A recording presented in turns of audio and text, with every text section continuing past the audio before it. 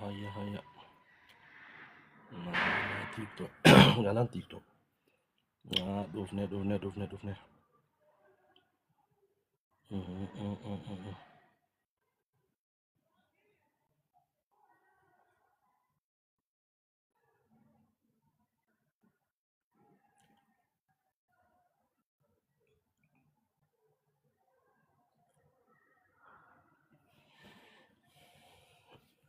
Jalan TikTok.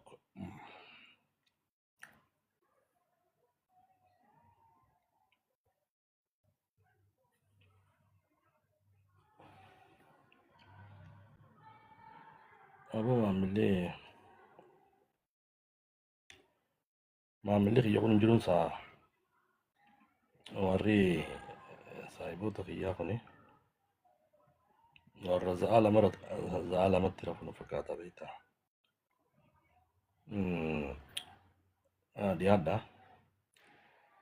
Anytime isii galtee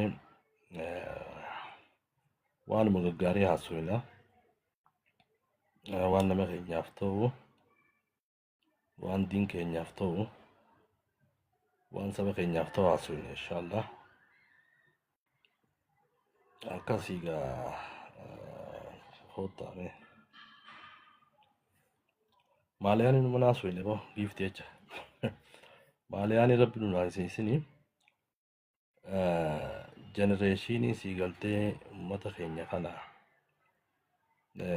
waan gaarii dubbannee waan gaarii walitti dhaabnee waan gaarii sii galtee waliif dabarsuun gaariidha. TikTok sii galtee koomiidhaa fi wal arrabsuu fi maqaa wal balleessuu fi wal qoqqooduudhaan sii galtee badee jiru kana dhaloota sii galtee poozitiivii ta'e waan gaarii yaadu as gubbatti oomishnee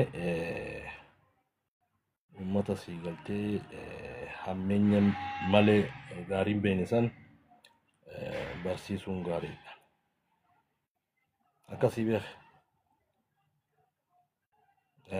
Genereeshiniin amma TikTok gubbaa kun genereeshinii ifiifuun taane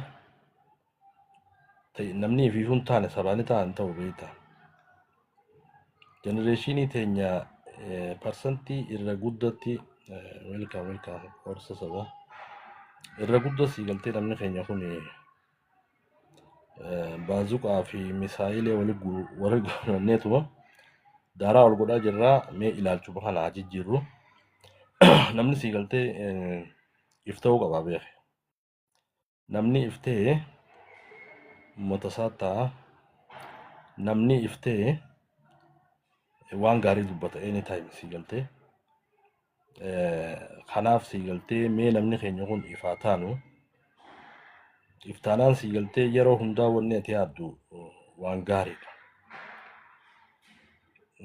Akkana beektaa namni irra guddaa TikTok kana yeroo laaltu haani sii galtee waan isa fakkaatee guruppii uummatee warra sii galtee deeggartoota uummatee yaaduma mataasaa yaada sii galtee mataasaa waan piroofiitii mataasaa bicha waan faayidaa mataasaa ittiif fiddu qofa haasa'u jechuudha.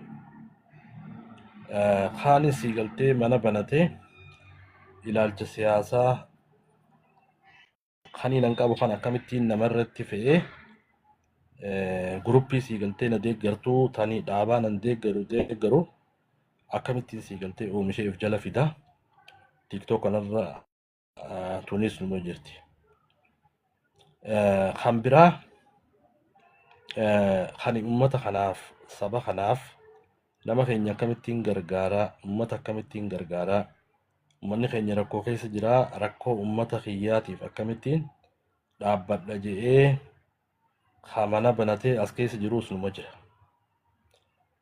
Akkasuma kan sii galtee diin kana sii galtee gama kiristaanaatii fi gama islaamaatiis walitti dhufanii wal falmanii dhugaa wal garsiisanii akkasitti waan gaggaarii warri dalagaa jiruus numa jira.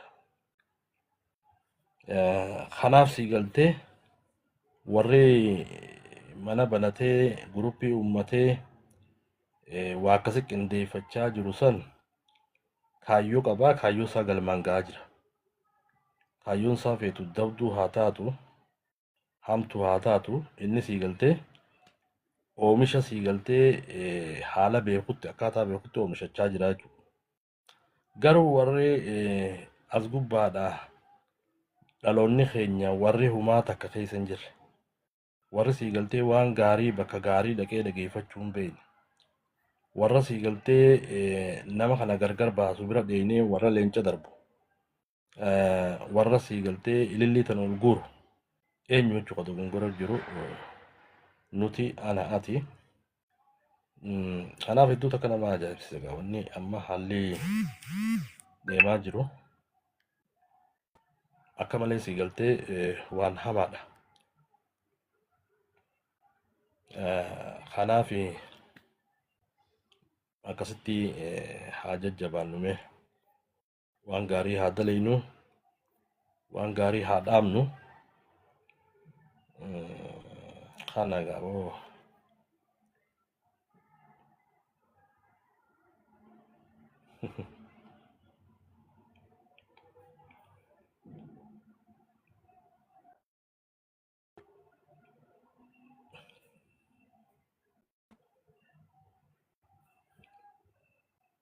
ya kanaaf beekta namni irra guddaa waan riisarchii gaggeesse keessaa TikTok kanarratti namni keenya qalbiin tun nu goggoodeeti, qalbiin tun sii galtee akka malee ilma namaatiif, saba kanaaf, ummata keenyaaf, haadha abbaaf, nama keenyaaf hedduu naasuu dhabneetiti namni kun sii galtee haruma itti maallaqa itti argatu, haruma itti sii galtee waa butatu irra guddaa xiyyeeffannaan keenya kan hedduu nama gaddisiisa beekta haalli amma jiru. Kanaaf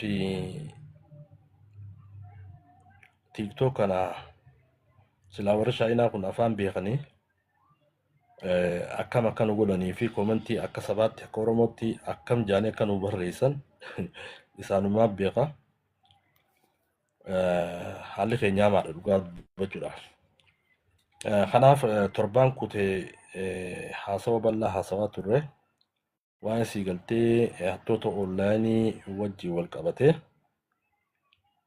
maqaa namaa maxxansanii piroofaayilii namaa kaayyatanii ani abaluu, ani zakkiidha,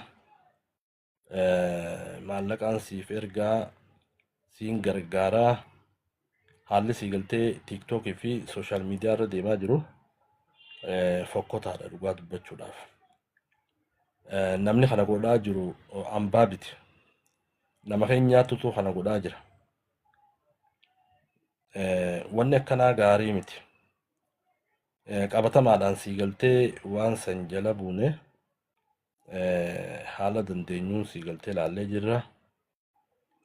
Akkasuma ammaas wanni niin taazzabe beeyta obboleettii tiyya takka tani sii galtee as gubbaa dhuftee dhugumatti sii galtee maallaqa nyaadhame 30,000 nyaadhameette.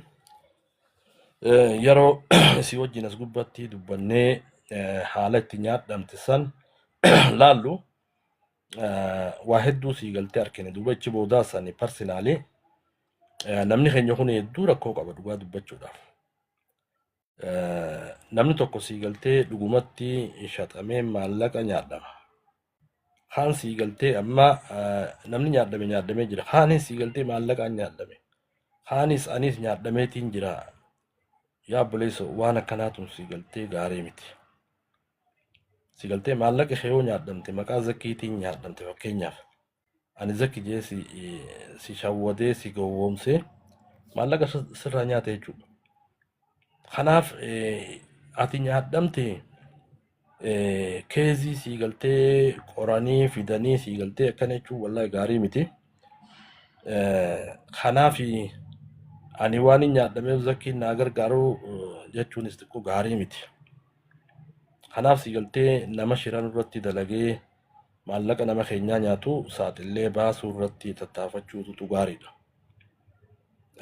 Kaanis sii galtee guyyaa dhiyoo san waan haasofneef anis nyaadhameetiin jirraa anis kun akkana jettanii si galtee keessaa nama barreessuun gaarii miti obboleessu. Maaliif gaarii miti wanni kanaaf hin gaarii miti. Kanaaf si galtee sooshaal miidiyaa kana gubbaa irratti haalli jiru si galtee haala fokkotaadha. Uummanni barakkaa sabaatti waan godhaa jiran obboleessu uummata laalame. Uummata isaanii si galtee sooshaal miidiyaa kanarraa barsiisuu iskoolaarshiippii garaagaraa si galtee kannanii fi akka si galtee biyya garaagaraa deemanii baratan ispoonsara garaagaraa onlaayinirra kannamuu jira dhaaba garaagaraatiin waa hedduudha si galtee uummanni akkas yaada. Namni keenya si galtee tiiktook kanarra dhufee akkamittiin maqaa namaatiin nama nyaadhaa. Akkamittiin si galtee gosaa fi gosa walitti kaa'ee guruppii uummadhee maallaqa nyaadhaa dhiyaan. Nama walitti buufnee, nama xiqqeessinee, nama salphifnee waan akkasii yaadna dhugaa dubbachuu. Kun hedduu salphina. Kanaaf si galtee obboleeyyan kiyya warri as gubbaa jirtan mee ilaalcha hamaa akkanaa kana keessaa haa baanu. Hedduu takka nama qaanfachiisa dhugaa dubbachuudhaaf. Namni maqaa namaatiin maallaqa barbaadu, maqaa namaatiin nama zarafuudhaaf yaalu, maqaa namaatii fi footoo namaa si galtee piroofaayilii irra godhatanii uummata miskiina, ijoollee miskiina nama si galtee hiyyeessa nyaachuun hedduu takka qaanyiidha. Har'a si galtee waan miskiinaa nyaattu boru jalaa ba'uu hin dandeessu. Bakka takkattuu jalaan baatu obboleessoo. Identitiin eenyummaan kee eenyummaan namoota akkasiillee si galtee haala danda'ametti addaan baafamee jira. Eessa akka taatee ijoollee dhaloota biyya tamiitu maqaa zakkii baafatee maallaqa namaa nyaata kan jiru akkasin laalee jira. Odeeffannoo si galtee harkannee jira jechuudha dhugaa dubbachuudhaaf. Kanaaf gaarii miti obboleeyyan. Keessattuu warri maqaa namaa baafatee tiiktook kana gubbaa dhufee feesbuukii gubbaa dhufee nama nyaachuudhaaf tattaaffii godhaa jirtan bilees waan itti jirtan irraa of qusadha. Inshaallah nama si galtee ani Zakii Daalaasii keessaan naqun nama faayidaan isinii buusa isiniin gargaaraa. Isin gargaaruudhaaf maallaqa si galtee warra guruppii warra biyya jiru tokko jira. Isaan kun nama waan isaan isiniin jaan godha. Jee akka si galtee Zakii fakkaatee nama hedduu kan nyaadhameetu jira jechuudha. Nama dhugaan nyaadhameetu jira. Kanaaf namoonni akkasitti maqaa namaa baafatanii nama nyaachuu irratti xiyyeeffatan dhaloota eessaa Oromoo keessaa akka taate addaan ba'ee jira dhugaa dubbachuuf. Kanaaf inshaallah gara fuulduraatti namoota maqaa namaatiin hanna gaggeessaa jiran haqa miskiinaa, haqa hiyyeessaa, haqa hiyyeetii ijoollee teenyaa warri nyaachaa jiran inshaallah maxxansuuf teenyaa harkannee jirra jechuudha dhugaa dubbachuudhaaf. Kanaaf akkas obboleeyyan mee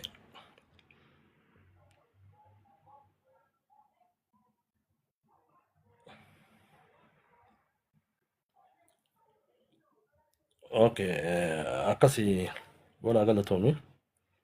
Kanaaf obboleeyyan akkasitti haa jajjabaannu wanni guddaan si galtee tiiktook kanarra dhufne cubbuu dalaguuf osoo hin taane mee uuma gaarii takka haa goonu dhaamsa gaarii dhaloota kanaaf haa dabarsinu waan gaarii haa dabarsinu irra guddaa namni si galtee ilaalcha isaatii fi faayidaa mataa isaatii fi tiiktook kanarra dhufu dhugaa dubbachuu. Yoo namni bararraan tana ajandaa si galtee ganda diiguu ajandaa saba kana diiguu ajandaa uummata keenya diiguu gaffidee nutti hannee nuti warra tarkaanfachiisu ana jechuudha. Warra tarkaanfachiisu ana si. Kanaaf hanqam takka uummanni keenya si galtee eessa akka jiru si galtee nama agarsiisa jechuudha. Mee akka Oromoottis mee halaallume akka Harargeettis yoo ilaalte bara uummanni keenya meeshaa si galtee namaa taanee jirti yeroo hundaa'u yeroo namni waanu gad darbe fuuneetu waliin dhoyna. Waliin dhoynee wal cabsina maqaa wal balleessina. Olola walirratti oofna. Wallaahi hedduu takka nama qaanfachiisa. kanaaf si galtee dhaloota jarjaraa osoo hin taane dhaloota waa hubatee dubbatu dhaloota waa hubatee waan hubate san si galtee akkasi sheer godhu poosti godhu ta'uu qabna malee dhaloota jarjaraa ta'uun gaarii miti. Manguddoon teenya as gubbaa dhuftee jarjarti. Manguddoon dhuftee as gubbaa wal arrabsiti. Manguddoon dhuftee si galtee ilaalcha siyaasaatiin ilaalcha siyaasaa namu parsinaalii qabu kiyya fudhadhu keen fudhadhu kiyya fudhadhu keen fudhadhu irratti warri si galtee akkasitti wal cabsu nuti jechuudha. Ispeeshaalii si galtee dhaloota Harargeeti. Kanaaf dhaloonni keenya kun dhaloonni Harargee kun dhugumatti mee seenaa abbootii teessanii seenaa abbootii teenyaa dubbifnu. Abbootiin teenya uummata akkam turan? Warra akkami? Maqaan uummata Harargee uummanni Harargee qabsoonis hangafa. Si galtee diiniinis hangafa. Arraan tana si galtee dhaloota hayyoota sanirraa dhalate taanee dhaloota gootota sanirraa dhalate taanee anaaf ati maal keessa jira? Dhaloota si galtee TikTok kanarra dhufeetuma wal arrabsuu fi wal qooduu fi maqaa wal balleessuu si galtee wal saaxiluudhaaf deemuu taanee argamaa jira. Dhugaa dubbachuuf hedduu nama qaanfachiisa.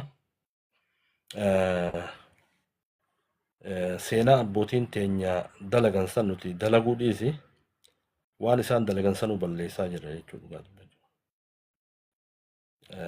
Kanaaf akkasitti mee kana keessaa isaa baanu wanni guddaan beektaa irra guddaan nama keenyaa kan ilaale amma TikTok makanaa understand goonee jirraame irra guddaan namni keenya bar private irra godhee sitti erga beektaa request kanaawu osoo nuun galle si galtee waan shiraa akkamitti akkasitti shira dalaguu fi shira irratti hirmaachuu waa balleessuu irratti maaliif akkasitti jarjaru balleessu? Maaliif si galtee anis cabsuuf maaliif hin fiiga? Ati na cabsuudhaaf maaliif fiigda? Kanaaf abbootiin teenya uummata akkam turan? Mee seenaa abbootii teenyaatis haa hubannu mee? Namni si galtee dura seenaa abbootii isaa hubatee seenaa dalaguudhaaf yaaduu qaba malee dhugaa dubbachuudhaaf irra guddaan namaa si galtee amma bar TikTok kana yoo ilaalte namni waa beeku namni si galtee barnoota qabu as keessa hin jiru. Maaliif hin jirani beektaa? Keessattuu akka saba keenyaatti akka dhaloota Harargeetti akkuma dhaloota Oromootu irra guddaa namni as gubbaadhaa TikTok kana gubbaadhaa lafa dhiitu. TikTok kana gubbaadhaa wal qootu. TikTok kana gubbaadhaa diinsaa xiqqeessu. TikTok kana gubbaadhaa dhalaan dhiira fakkaatu. Dhiirti dhala fakkaatu eessa? Isinuu ni beektanii beekaa. Kanaaf obboleessa kun hedduu nama qaanfachiisa. Akkasuma si galtee duula walirra banuu bar bakka itti seenaa dalagan dhiifneetiti TikTok irra si galtee walirra seenaa dalaguu jirti Oromoon. Goota si galtee TikTokoo jedhan nama keenya jechuudha. Goonni TikTok eenyummaa Oromoo ta'e eenyu irratti gootummaa fitammas gootummaa namni irratti calaqqisaa jiru obboleessa ajjeesaa bara. Keessaafuu si galtee suudii tana obboleeyyan keenya ta'anii gootummaa isarratti akka waan si galtee diina kana booji'anii tumanii ajjeesanitti walumarra si galtee duula walirratti banuun aadaa ta'ee jira. Salphina ta'ee jira Oromoodhaaf. Kanaaf hedduu takka nama ajaa'ibsiisaa.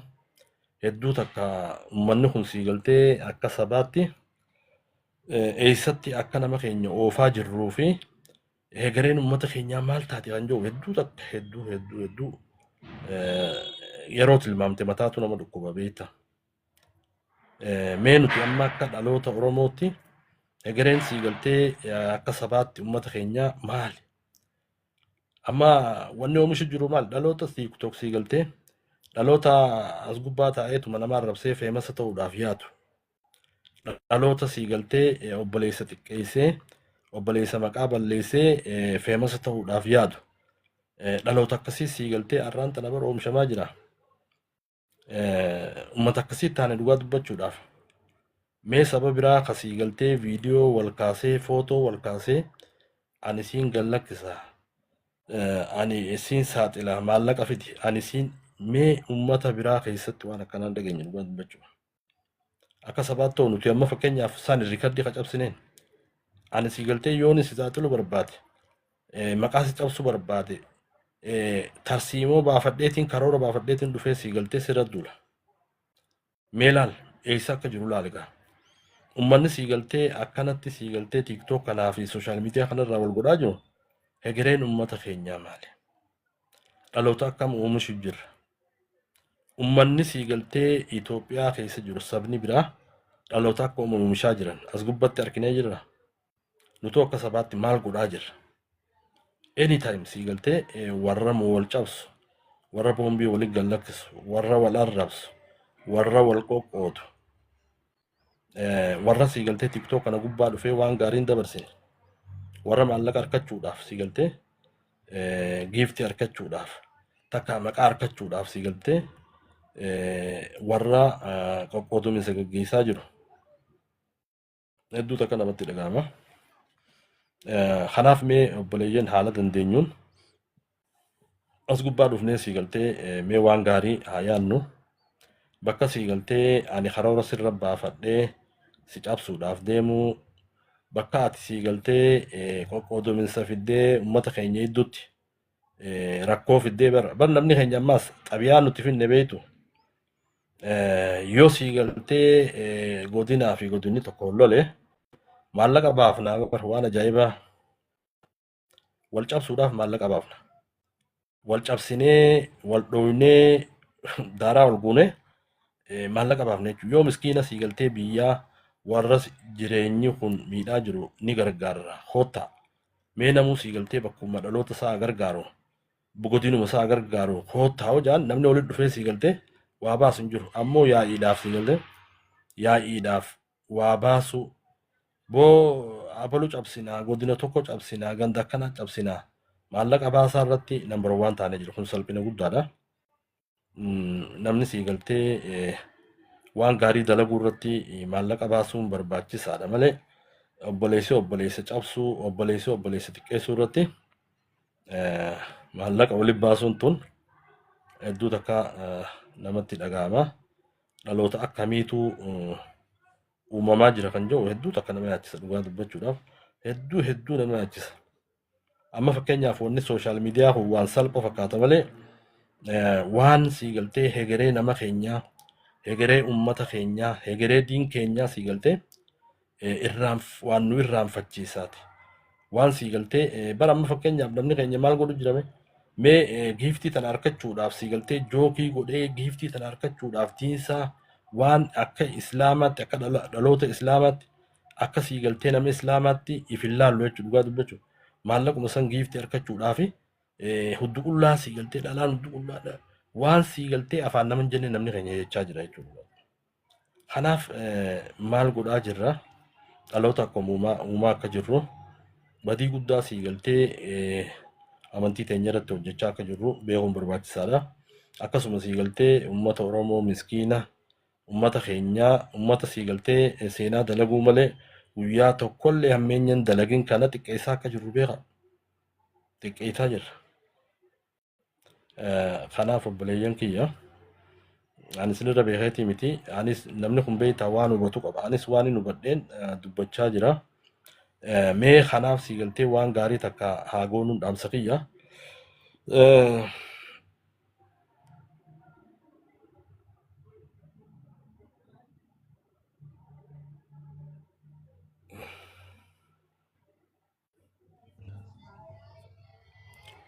السلام عليكم ورحمة الله وبركاته. وعليكم السلام نجاح خالد. نجاح فيادا. الحمد لله فيا قالت ربي. كم جرتني؟ والله جر قالت ربي الحمد لله. ما شاء الله الحمد لله كم كبيرة.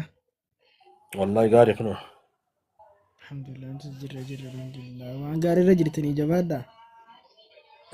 اتفوق عمي سنيز بيتا والله بيتا زي لانتي akka ummataatti akka sabaatti gisee ilaalte wanni nama yaadchisu gara fuulduraatti amma ijoolleen xixiqqoo fi namni keenya hundi tiiktook irra galee jira sooshaal miidiyaa irra galee jira as gubbaa irra jiraannullee waan gaarii waliif dhaamaan jiru waan sii galtee salphinaa yeroo hunda kanarra jirra Mee atiis dhaamiif haala dandeenyu sii galtee waa'uma gaarii gooneetuma as gubbaa buutu gaariidha.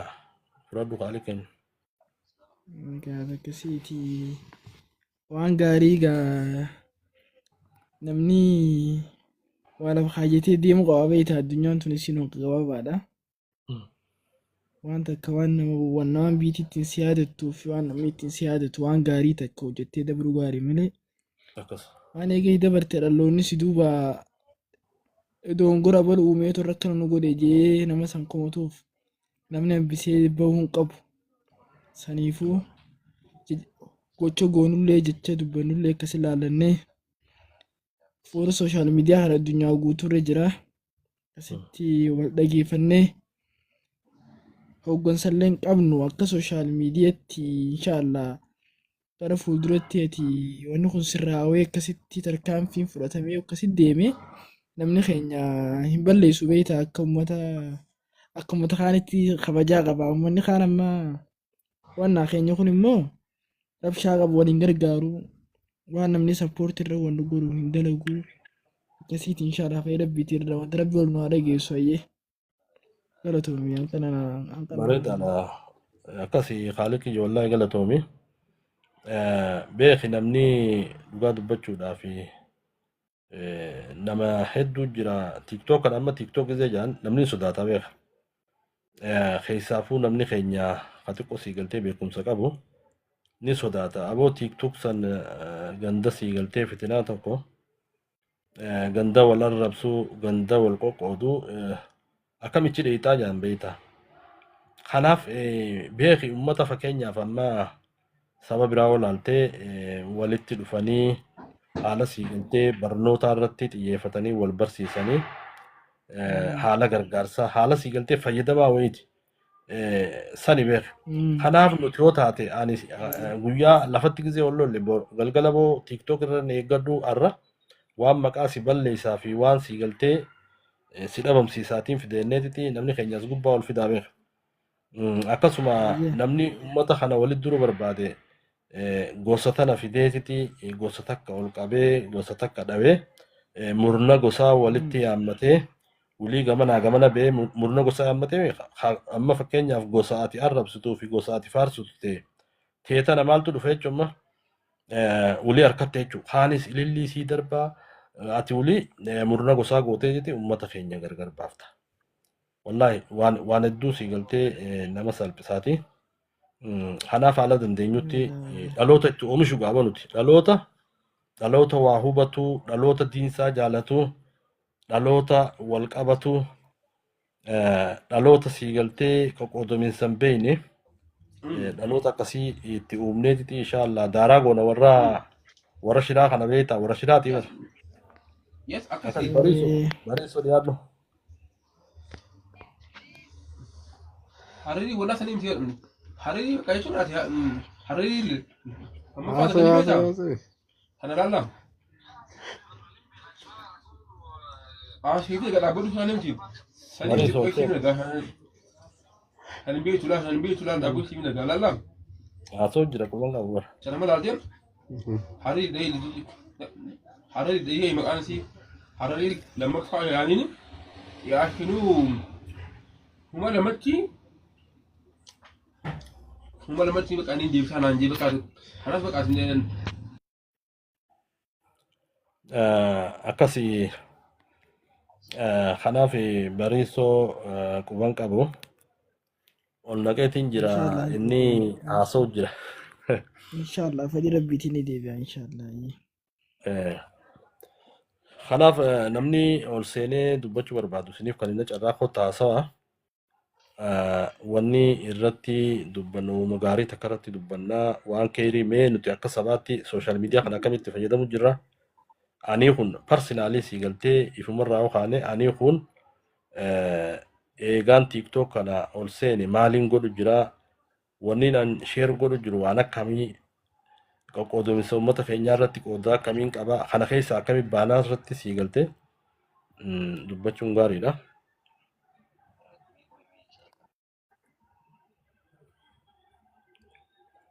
Aboo waan godhan godhame taaptaaf jaani chaayinaan tunis beektaa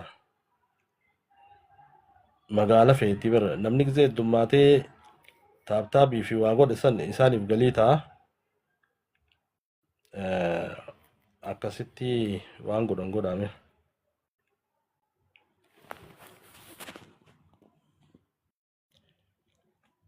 Kanaaf obboleeyyan kiyya warri siigaltee akkumaan reefu dubbadhetti dhimma siigaltee hattoota onlaayinii wajji wal qabate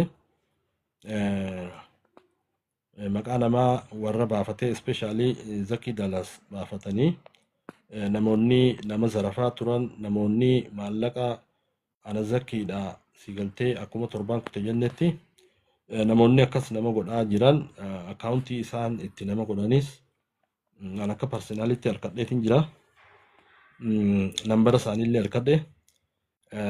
Kanaaf siigaltee uummanni san identitii isaanii eenyummaa isaanii addaan baaseen jira jechuudha dhugaa dubbachuudhaaf.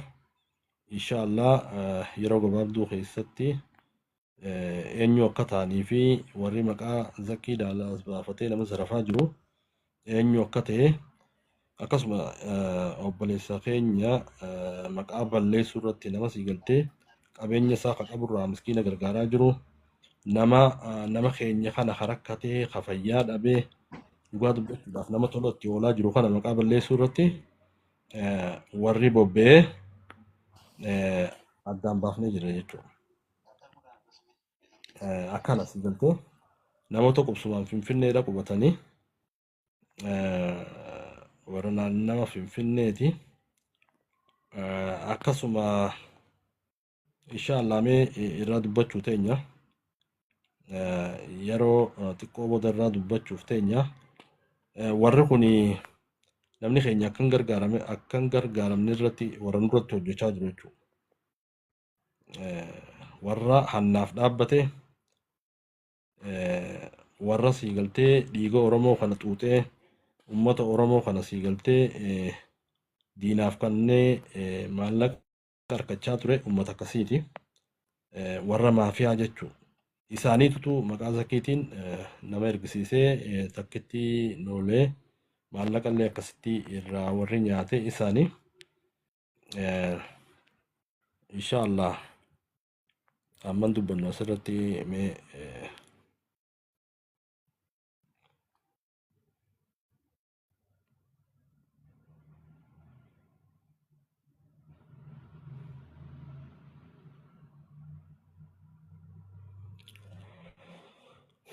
okay akkasii obboleeyyan kiyyaamee waan gaarii takka haa hojjennu waan gaarii haa goonu inshaallah namni beektaa addunyaa tanarra hanqa jiru waan gaarii hojjechuun hedduu tokko gaariidha. Hamtu maqaata Oromootun beektaa hammeenya TikTok irratti hammeenya Facebook irratti bakkuma itti tola dalagu hin jiru dhugaa dubbachuu. Ummata hayyoota sanirraa dhalateen fakkaannu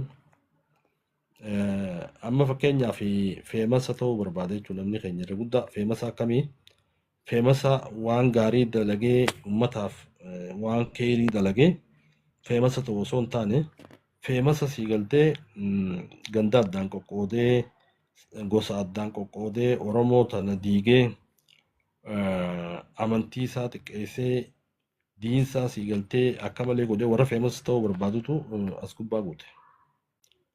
Kana siigaltee anaafeetitu jajjabeessaa jira. Kanaaf siigaltee namoota akkana irraa of haa qusannu namoota akkana deeggaruu irraa if haa qusannu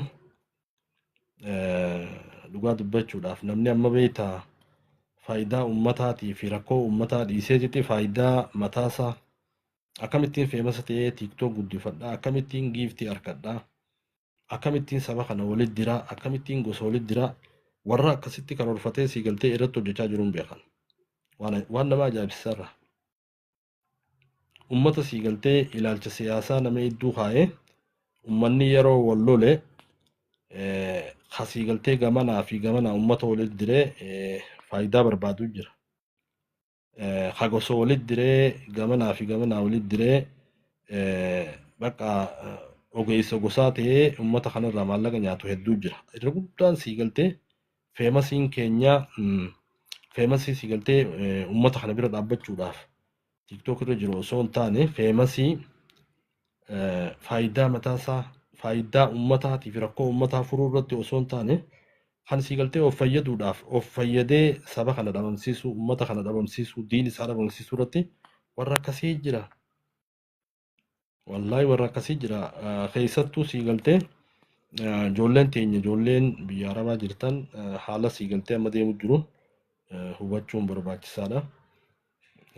Akkasuma caluma innee si galtee nama ganda walitti jiru gosa walitti jiru amantii isaa xiqqeessu fiinnee si galtee leenca darbinaaf bara leenca darbinaaf feema seennee mee si galtee uummata kee hiyyeeyyii biyya jirtu warra waan nyaatu dhabee karaarra jiru warra daandii irra jiru ijoollee si galtee yuunifoormii dhabarraa barnoota irraa hafte tajaajila dhabdee si galtee barnoota irraa hafte tawaan nyaattu dhabarraa si galtee mana barnootaa irraa hafaa jirtu kana gargaaruu irratti maaliif hin xiyyeeffanne nuti nama keenya laaluu irratti maaliif hin xiyyeeffanne bakka si galtee duula piroojeektii si galtee hammeenyaa tokko uumnee uummata keenya walirra kakaasuu irratti maallaqa walitti baafnee gama si galtee Yemanii fi wantaa kanarraa barqaawwee bitadhaa afaa jaaniititti si galtu maallaqa walitti manni keenya akka babaasan goone jechuudha laal rakkoo teenya naa bakka tana goonu nama keenya gargaaruu irratti maaliif hin xiyyeeffanne waan nama keenya faayidaa qabu godhuu irra maaliif hin xiyyeeffanne kanaaf hedduu nama dhibdi manni keenya kuni kanaaf si galtee mee obboleeyyan waan gaarii takka hojjechuun gaariidha akkas egaa nee namni seenu barbaadu isiniif hin gala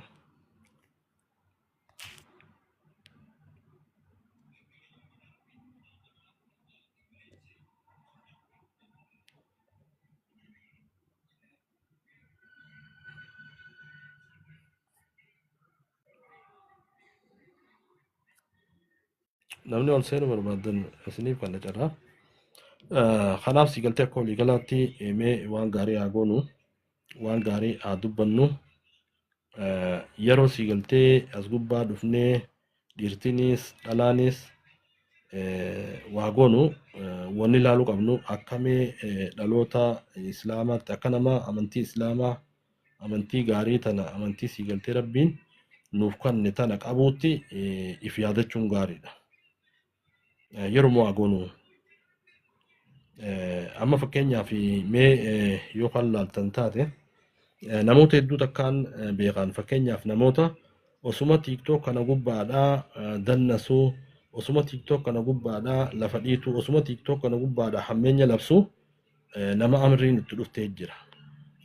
Duuba nama kana akkamitti addaan baasan intala akkasitti tiigaltee TikTok gubbaadhaa walliftu san gurbaa TikTok gubbaadhaa akkasii wallisu san jaan. Kanaaf waan ati goote profaayilii ati goote tahayyattee kuttee daansii ati hayyattee kuttee hammeenyi as gubbaa ati keessee kuttee saniin si gabbaa san ati duutee jirta ati amrii taatee jirta. Kanaaf laalmee haala si galtee nuti taa jiru laal. As gubbattillee rabbi dhabnee akhirattillee si galtee warra hongee taa jira. Kanaaf yoo as gubbatti si galtee waan gaarii takka akka nama islaamaatti akka sabaattis waan gaarii takka wanni nan si galtee as gubbaa fidee sheer godhu waan gaarii yoo taate waan diin kiyyaa gorsa diin kiyyaa siiraa waan dhaloota kana barsiisu as gubbaa fidee yooni poostii godhee takka as gubbaa kaa'e rakkoo yeroo dhufte abaluu san abaluu si galtee waan gaarii dubbatu san abaluu waan gaarii poostii godhu san jaanii gaariidha beeka haala gaarii yaadatamtaa jechuudha. Kanaaf hamtuu dalaguun as gubbaadha. Hamtuu raabsuun, hamtuu godhuun si galtee guyyaa boruu nama hanqifti. Akkasuma si galtee osuma addunyaarra jirtu beektaa salphattaa beeke nama salphoo taata. Kanaaf wanni nu barbaachisu, wanni ana barbaachisu, wanni ati godhu barbaachisu, anuma godhu barbaachisu dhaloota kanaaf waan gaarii gorsa gaarii waan gaarii akka nama islaamaattis akka nama oromoottis akka islaamaa si galtee amantiin teenya amantii gaariidha. Nama miidhaan jettu waan gaarii dabarsaan jettu maqaa nama balleessaan jettu amantiin teenya tana yaadachuu qabna. Akka sabaattis akka abbootiin teenya uummata gaggaarii uummata sii galtee namarra hin ejjennee uummata maqaa naman balleessinee abbootii gaggaarii warra gaarii sanirraa dhalannee nuti ammoo hafarsu asuma gubbatti hafarsine jechuudha waan hamtuu hafarsina. Kanaaf namni lamaan kana yaadachuun barbaachisa. Ani eessaa hin dhaladhe uummata akkamirraa hin dhaladhe uummata akkamiitu na dhale seenaan abbootii teenyaa maali? Kanaaf waan kana hundaa'uu sii galtee tilmaamuun barbaachisa. Dhugaa dubbachuuf namni keenya beektaa tana dhiifneeti karoorsinee dhufna har'a eenyu gosa samiif ta'u walitti dirree filoora guddifannaa giiftii harkannaa ni tuqa. Amma fakkeenyaaf namoota hedduu nama gosa isaan ta'in ka gosa namaa tuquu jira. Sii galtee gosuma Oromoo tana keessa kan jirre ka dhufee sii galtee gosa namaa tuqee walitti dirree gammadee baqa uummanni keenya maal ta'a wal fixe jechuudha. Kanaaf haalli nuti godhaa jirru haalli uummanni nu godhaa jiru waan ajaa'ibaati. An dhugaa dubbachuudhaaf wanni TikTok tun yoo lafatti buute asuma gubbaadhaa TikTok kanarratti haftii jeetii yaadaa ture. Amma osumaan feena sii galtee qoqqoodominsi gosaa qoqqoodominsi sii galtee godinaan wal qooduu osuma nuti sii galtee akka taphaan laalluun lafatti gabbuuti. Lafatti gabbu'aa jirti jechuudha. Kanaaf maal godhaa jirti? Yeroo lafa gabbuutee dhaloota miskiina uummata miskiina uumaa jireenyi kunuu sii galtee rakkaa jiru keessa uummata keenya gosaan akka wal qoqqoodan uummanni keenya akka sii galtee hamtuu malee gaarii waliin yaadne yeroo as gubbaadhaa goonu hedduu sii galtee dhaloota hamaa dhaloota sii galtee hammeenya oomishu uumaa jirraa beeke. Eenyu kana godhaa jiru? Ati godhaa jira, anaaf godhaa jira. Kanaaf obboleeyyan mee kana bira haa dabarru akkasitti namuu sii galtee akka sabaattis waan gaarii takka haa goonu. Yoo sii galtee namni gargaarsa barbaade namni nama gargaaru hedduu jira beektaas gubbaadha. Itti himadhu malee uummata kana walitti dirtee gargaarsa barbaadin obboleessa. Uummata kana gargar baaftee gargaarsa barbaadin. Yoo uummata Oromoo kana gargar baaftee gargaarsa harkattee unii nyaattu rabbiin us nyaachisu beekta. Yoo amantii ta'e xiqqeessitee diin kee salphiftee akkaataa amantii ta'e siin hayyamne gootee giiftii harkattee takka sii galtee maallaqa harkattee maallaqa sanuu nyaachuu kee rabbiin beeka jechuudha. Maallaqa haaraan. Kanaaf akkasitti mee waa hedduu jira. Kana hunda keessaa mee waan gaarii takka dalaguu irratti haa xiyyeeffannu. Amma ijoolleen xixiqqoon maal jetti beektaa feemasa akka abaluutiin ta'a. Feemasa sigaltee abaluun sigaltee maqaa isaaniin tuunu nama as gubbaadhaa namuma kofalchiisuudhaaf sigaltee gurdii dhalaa uffatee akka dhalaa ta'u sigaltee takka dhiira dhalaa taatu dhalaa dhiira taatu nama akkasii ilaaltee jenereeshiniin teenya feemasa akkasiitiin taa'etti takka nama hoggayyuu uummata kana gargar qooduu irratti bobba'aa jiru feemasa akkasiitiin ta'a. Feemasa cubbuu feemasa siigaltee shiraa kana siigaltee wanni ijoolleen teenya ni taanettee siigaltee akka siigaltee jenereeshinii xixiqqoo wanni ijoolleen hawwatu kana oomisha jira mana keessatti. Ijoollee bira teenyeetitti waan hin taane siigaltee goona waan hin taane poosti goona waan hin taane tiktok kanarratti warra siigaltee shiraa kana laalla warra nama qoqqoodu laalla warra amantii isaa xiqqeessu laalla. Kana ijoollee bira teenyee laalla ijoolleen nuti mana keenya keessa oomisha jiru ijoollee kan ijoollee isaanis akkuma keenyatti warra diinsaatiif haajaan qabne warra sabaaf haajaan qabne warra siigaltee qoqqoodessa gosaa irratti hirmaatu warra siigaltee amantii isaa xiqqeessu warra akkasii uumaa jirra. Kanaaf namoota siigaltee hammeenya labsu kana bilis irraa of haa qusannuu waan isaanii poostiin godhinaa sheerin godhinaa gama kanaan siigaltee tiktok kana akka sabaatti uummanni keenya sirreessuu dandeenya. Yookaan siigaltee hegereen uummata keenyaa maal taate wallaahi hamtuu taate uummanni keenya akka sabaatti xiqqaatee dhabamuu ta'a akka daayinoosaritti siigaltee Oromoon dhabamuuf teesse. haala siigaltee amma TikTok social media kana amma fakkeenyaaf akka Oromootis akka Islaamaattis irra guddaa social media fayyadamaa jiru. Social mediaatu nutti fayyadamaa jira. Social media nutti fayyadamaa jira. Warri Chaayinaatii fi warri Westernii kun milkaa'aa jiran. Maal akkamiin milkaa'aa jiran? Waan isaan siigaltee nu gaddiriisan exercise godhaa jira. Hojiirra oolchaa jirraaf. Akka isaan milkaa'an godhaa jirraaf. Kanaaf mee ifa laallu dhaloota siigaltee nama jala deemu dhaloota addunyaa warra Westernii kana fakkaatu dhaloota siigaltee diinsaa dhiisee diinsaatiin qoosu dhaloota saba Oromoo saba jabaa kana saba kanaan dhaloota qoosu dhaloota akkasiitu uumaa jirra beeka. Kanaaf obboleessu kana keessaa baanu kanaaf namni keenya barnoota irratti haa xiyyeeffannu barnoota haa barannu irra guddaa hanqina barnootaatis rakkoo barnootaatis ni qabna. Namni waa barate social media kana irratti ol ba'ee isaa shiraa labsuu hammeenya labsuun harkine hanqaan harketti irra guddaa siigaltee nama keenya barnoota bakka nu hanqatu nama siigaltee eenyummaa isaa tana hin beekne nama eenyummaa isaatiin hin boonne nama eenyummaa isaa gurguree waa barbaadu nama eenyummaa isaa xiqqeessee faayidaa barbaadu namoota akkasiiti warra TikTok kanarra jiru. Akkasuma siigaltee namoota amantii isaarraa hajaa hin qabne nama siigaltee ganda keessattuu jibbamaa ka ollaa wajjin nagaa hin qabne ka maatii wajjin nagaa hin qabne ka of hin beekne ka maatii hin beekne ka uummata hin beekne ka diinsaa hin beekne warra akkasiiti yeroo laaltu warri jibbaa kana labsu uummata akkasiiti warra of hin beekne warra maatii hin beekne warra nama isaa hin beekne warra amantii isaa hin beekne warra faayidaa qofa beeku warra garaa beeku garuma isaa guuttachuudhaaf deemu kana anaa fi atiitu jajjabeessu jira. Namoota akkasii siigaltee yeroo magaalaa hammeenyaa magaalaa qoqqoodominsaa magaalaa siigaltee jibbinsaa yeroo isaan TikTok kanarra dhufanii nu gadheessan yoo naafetti irraa bitu dhiifne yoo nuti siigaltee deeggaruu dhiifne lamada siigaltee waan hamtuu waan qoqqoodinsaa waan hamaa siigaltee gaffideen dhufu jechuudha dhugaa dubbachuudha. Anaafetti duuba uumanuuf fidan hunda yoo sheer goone uumanuuf fidan hunda yoo laayikii goone wal fixaa wajaan siigaltee wal fixuun dhugaadhaa sabni kun amantii ta'e salphisuun salphisuu qabnaa warra akkasii san fuunee yoo kiiftii kannineef yoo filoor goone yoo siigaltee jajjabeessine maal godhaa jirre jechuudha.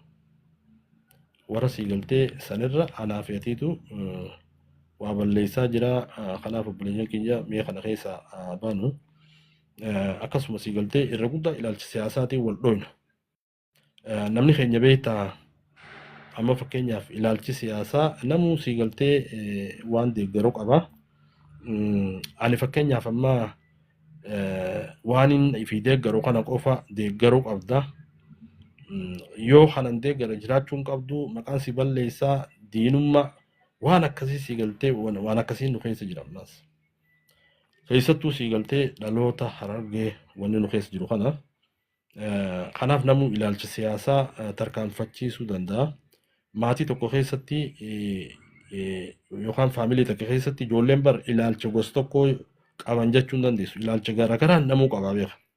Garuu ilaalcha isa walii kabajaniiti wal danda'anii waliin jiraatan jechuudha. Kanaaf warra ilaalcha siigaltee walii kabajee wal danda'u genereeshinii akkasii uumuu barbaachisa dhugaa dubbachuudha. Kanaaf yoo fakkeenyaaf namoonni siyaasaadhaan akka tokko hin taane koottaamee miskiina gargaaraa jetteen siigaltee siyaasuma tana gama hunda siyaasa irratti waan hin deeggaru waan hin deeggarreef abalu uummata san uummatumaa fi waa hunda gargaaruun qabu. Uummanni gargaaramuu qabu ilaalcha kiyyan tarkaanfachiisan wanni akkanaa siigaltee gaarii miti. Kanaaf ilaalcha kanaanillee wal dha'uun nurraan fakkaatu ilaalcha walii kabanyee dursa siigaltee qabu uummata jechuudha. Uummanni nuti keessaa dhalanne yoo jiraate ilaalchi siyaasaa jiraate ilaalchi siyaasaa ati tarkaanfachiisu jiraate jechuudha. Yoo uummanni miskiinni uummanni keenya hin jiraanne yoo uummanni dhabame sii galtee ilaalcha maalii eenyurratti tarkaanfachiifta? Ilaalcha kami? Kanaaf uummanni paartii hundaa oli jechuudha. Uummanni sii galtee oli olaanaadha. Warri deeggartoonni paartii hundaa gataana. Kanaaf dursa eenyuu kan nu qabne jechuudha. Uummata keenya dursa kan nudha. Rakkoo uummata keenyaa itiif iyyannee uummata keenya akka gargaaramu godhuun hedduutu akka nu barbaachisaa. Namuu sii galtee mee uummata keenya haala amma biyya keessa jiru jireenya wajjinis ol qabatee uummanni keenya hedduu rakkoo hamtuu keessa jira. Uummata keenya gargaaruu irratti haa xiyyeeffannu. Akka sabaatti namni keenya ani waan hin harka irraa beektaa Oromoon siyaasaa hin beektu dhugaa dubbachuudha. Siyaasaa hin beektu siyaasaa hin barre. Namni dura sii galtee maatii kee baruu qaba. Namni bar maatii ofii baruu qaba bara. Wanni dura baruu qabdu akka siyaasaattis maatii tee baruu qabda. Nama kee baruu qabda. Nama kee bira dhaabbachuu qabda. Nama kee jabeessuu qabda. Nama kee gargaaruu qabda. Eega nama kee gargaartee maatii tee gargaartee ganda kee gargaarte booda ilaalcha siyaasaa dabarta. Nama ganda isaan gargaara. Nama maatiin gargaara. Hamaatiin sii galtee biraa beelawaa jirtu. Hamaatiin sii galtee rakkachaa jirtu. Ha sii galtee siyaasa irra maallaqa baasu hedduu jira jechuudha. Salphina laala. Maatiin beelawaa jirti rakkachaa jirti. Maatii tana osoo laallee siyaasaa irratti warra siyaasaatiif maallaqa kanna. Kun dogongoraa beeka. Dura namni sii galtee maatii laaluu qaba. Nama isaa laaluu qaba. Nama isaa gargaaruu qaba. Kana gootummaan sii galtee namni siyaasaa beeku kana jechuudha. Osoo maatii ta'e hin gargaara. Osoo maatiin ta'e rakkoo keessa jirtu ati ilaalcha siyaasaa tarkaanfachiiftee nama paartiidhaan deeggaru qofa deeggaruu fi waa argaan waan akkasiitti beekta rakkoo akkasii qabna. Rakkoo akkasii qabna beeka. Kanaaf namni goota kajaam kamin beekta. Ka dura maatii isaarraa rakkoo furu. Maatii ta'etirraa rakkoo furuudhaan siyaasaa jabdu furtee beeka. Maatii ta'e obboleeyyan kee ollaa kee ganda kee kana gargaarraan qabsoon jabduun tanaa beeka. Osoo sii galtee maatiin ta'e agabuu jirtu osoo obboleeyyan kee waan barataniin dabtara dhabaa jiranii yuunifoormii dhabaa jiranii ati tiktook kanarraa fi sooshaal miidiyaarra dhuftee ilaalchaan an tarkaanfachiisu yoo deeggartan malee waliin beeynu isin hin gargaaru jetta. Strong. Kanaaf ilaalcha kana jirra jechuudha. Uummanni keenya bakki nuti jirru tana ilaalcha akkanaa kana keessaayis abaanu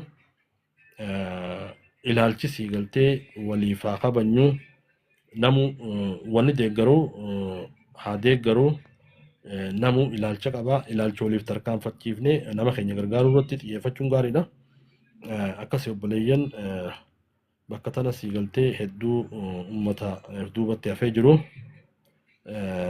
Nama keenya bira haa dhaabbannu. Feemas jechuunis beektaa nama isaa gargaaruu feemasummaan beektaa jabduun dhugaa dubbachuudhaaf nama kee rakkate gargaaru miskiina kee gargaaru biyya tee gargaaru biyya keessaa baate bakka dhaloota bakka itti dhalatte san gargaaruun gootummaa beeka feemasummaan sanii beeka. Osoo sii galtee ganda itti gargaaru ganda itti dhalatte bishaan uummanni bishaan dhugaatii dhabee rakkachaa jiru osoo sii galtee qoricha dhabanii rakkachaa jiranii bakki ati itti dhalatte osoo sii galtee barataan dabtara kitaaba tokko dhabee jiruutu ati deemtee ilaalcha siyaasaatiin tarkaanfachiisaa siyaasaadhaan maallaqa gurguddaa baafte jechuudha. Garuu miskiina sii galtee kitaaba barbaadu dabtara barbaadu yuunifoormii barbaadu hin gargaartu. Akkasuma sii galtee ganda kee keessa waan jiru masgida ganda keetiitiif sii galtee maayikiraafoonu tokkollee hin bittu minxaafa hin bittu. Masgida ollaa keetii ganda kee jiru san gargaartee sii galtee rabbi bira kheyriin kaayyattu wanni ati yaaddu sii galtee ilaalchuma siyaasaatiin tarkaanfachiisee saniin bakka nama Oromoo jabaa tokko ta'a kun jabinaa miti obboleessu. Namni jabaan sii galtee nama rakkataa isaa gargaaru nama biyya isaa laalu nama bakka itti dhaloota isaa rakkoo bakka dhaloota isaa furee akka Oromoottis deebi'ee Oromoo bira dhaabbatutu goota. akkasi malee osoo maatiin tee sii galtee rakkachaa jirtu osoo maatiin tee rakkoo keessa jirtu jaal abalu obbo abalu sii galtee hanqana sii galtee qabsoodhaaf kannee akkasuma sii galtee daandii kun guddaa tokko biyya keessatti karaa maqaa isaatiin baasee yoo siin jaan faayidaan qabdu dhugaa dubbachuudha. Namni dura sii galtee maatii isaa gargaaruu qaba. Namni maatiin gargaarre deemee daandii maqaa isaatiin yoo baase maal faayidaa qaba? Homaa faayidaan qaba. Maatiin tee miskiina. Warra keessa waan nyaatuu hin qaban. Obboleeyyan kee rakkoo keessa jiran.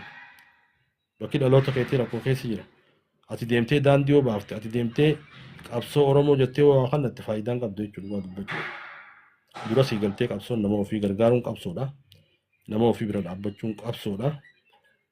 Bakka tana sii galtee godhuun gaariidha. Nama tana godheetutu sii galtee feemasa. Nama sii galtee kheyrii dalaguutu feemasa.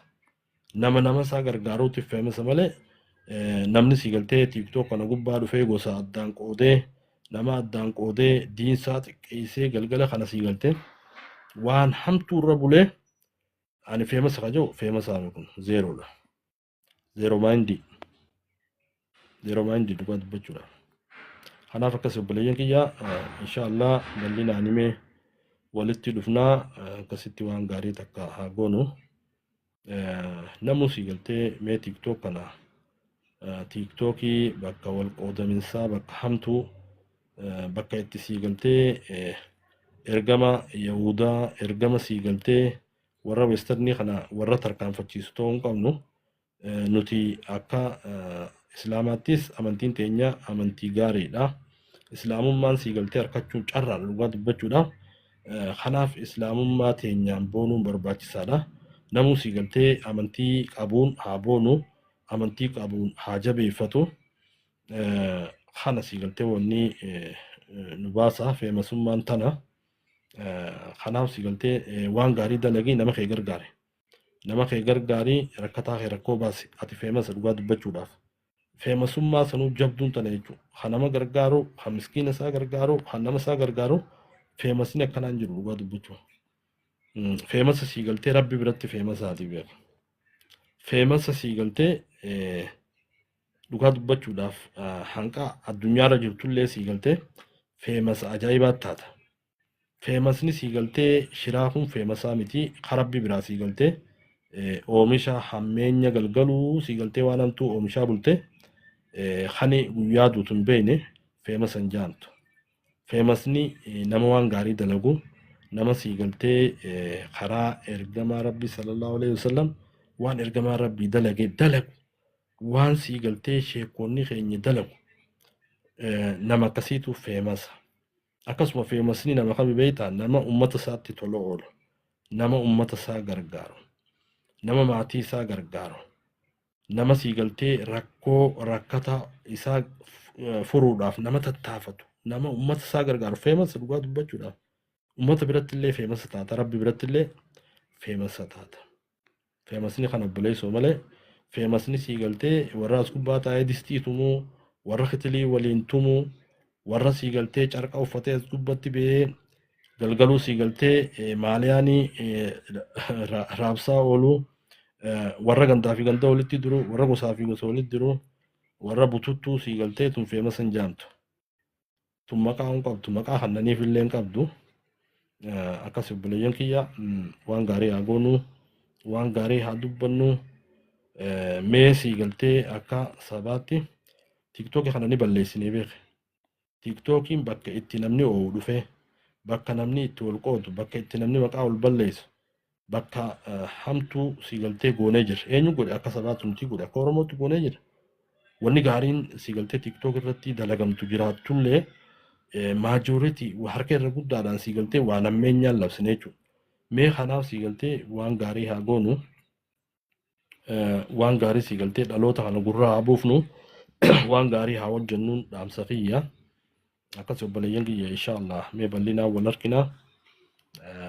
Akkasii kheyrii nu haa daleessiisu. Ummata keenya sii galtee warra biyya jiru namuu sii galtee mee akka dhaamsaatti namuu bakkuma dhaloota keessanii mee haa gargaaru mee gargaara please. ummanni keenya irraan tana gargaarsa keenyatti haajama.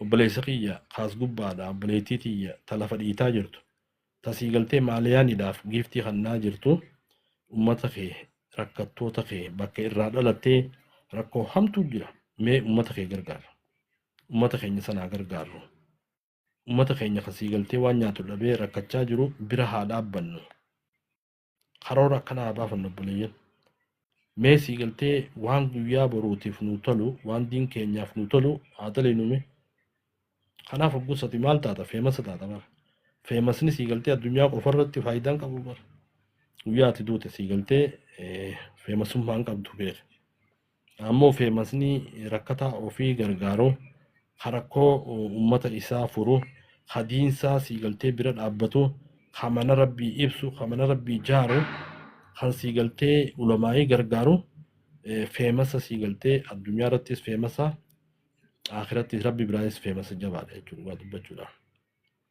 Kana siigaltee nagganni gaariin takkanaati. Feemasummaan gaariin takkanaati.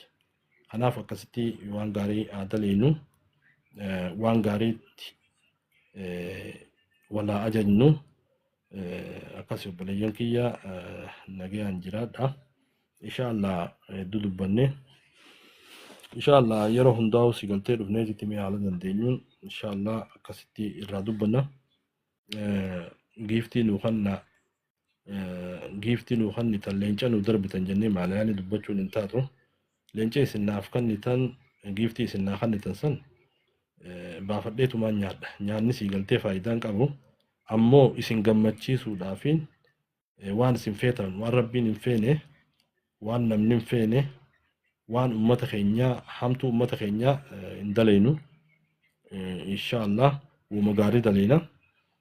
Kanaaf ummata keessan quba qabaadhaa.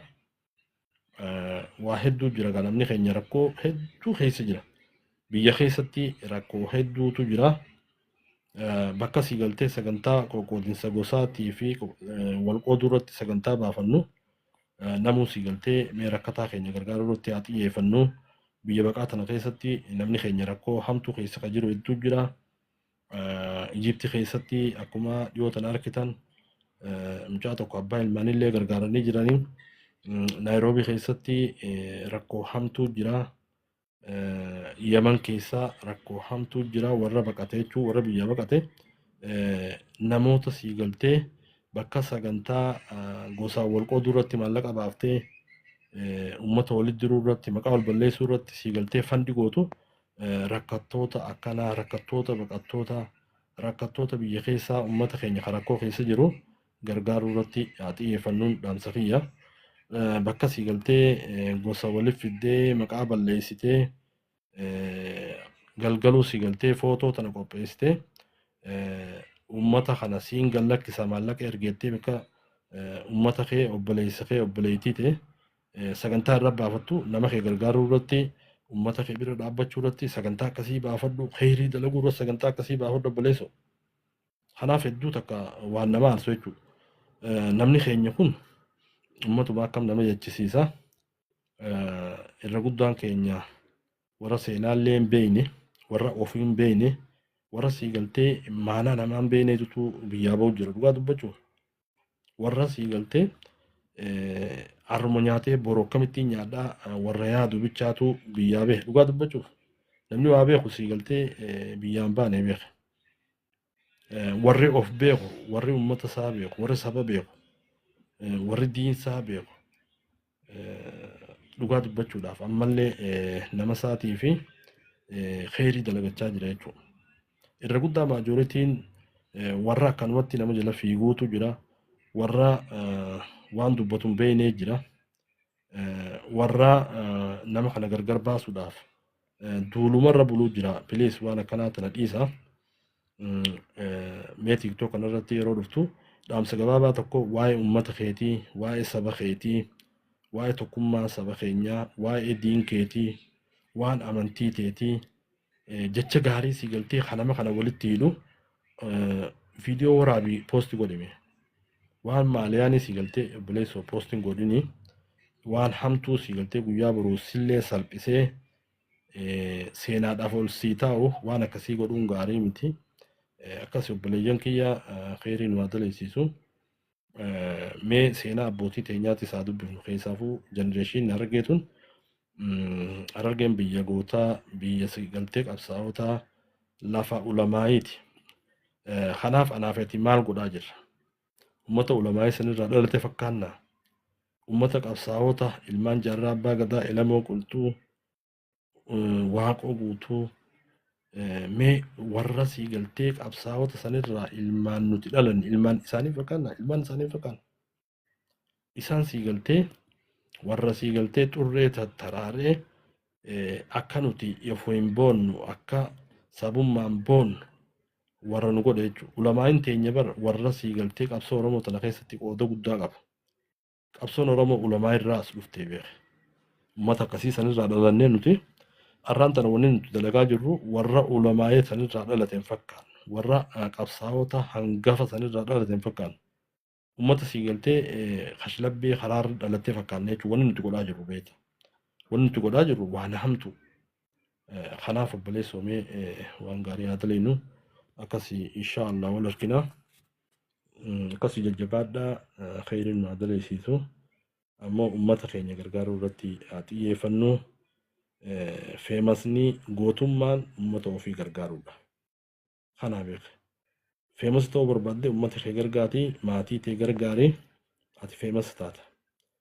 Nama qoqqooduun, gosaan nama qooduun, sabaan nama qooduun as gubbaa dhuftee waan diin kee xiqqeessaa poosti gootee sheer gootee feemasa ta'uun hin jirtu kun salphina. Addunyaa irratti illee salphaa taata, akhiratti illee nama salphataa taata. Kanaaf si galtee gochaa kanarraa of haa eeggannu. Waan gaarii haa daleenyu jechuu barbaada. Akkana obboleeyyan keessa salaamu alaikum warahmatullahi wabarakaatu. Nagaan jiraadhaa warri lammoo nu waliin turtan fayyaada inshaallah guyyaa biraa dhufnee jiti waan khayrii haasa'uu teenya galatooma fayyaada.